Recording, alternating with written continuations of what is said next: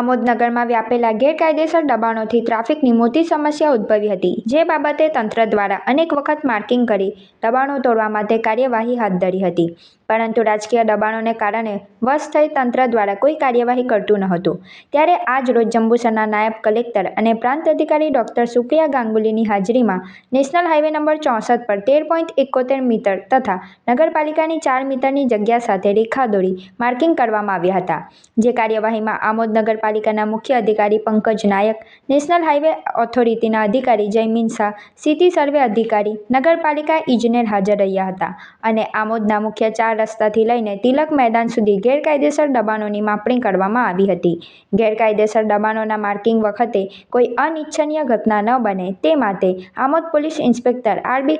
કરમત્યા સાથે પોલીસ જવાનોનો મોટો કાફલો સ્થળ ઉપર ખડકી લેવામાં આવ્યો હતો। ત્યારે પાલિકાની માર્કિંગની પ્રક્રિયા સાથે દબાણકર્તાઓએ સ્વેચ્છાએ દબાણો તોડવાની પણ શરૂઆત કરી દીધી હતી। આ બાબતે આમોદ નગરપાલિકાના મુખ્ય અધિકારી પંકજ નાયકે જણાવ્યું હતું કે 3જી ફેબ્રુઆરી સુધીમાં દબાણકર્તાઓએ સ્વેચ્છાએ દબાણો દૂર કરી દેવા, નહીંતર માર્કિંગ કરેલા દબાણો ઉપર પાલિકાનું બુલડોઝર ફરી વળશે।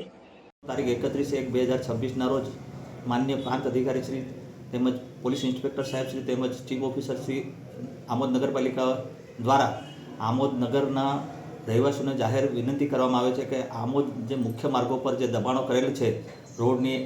બાજુમાં, તે સ્વેચ્છાએ તારીખ 3/2/2026 સુધીમાં હટાવી લઈ, નહીં તો તારીખ 3/2/2026 પછી ગમે ત્યારે બુલડોઝરથી એ સદરનું દબાણો દૂર કરવામાં આવશે।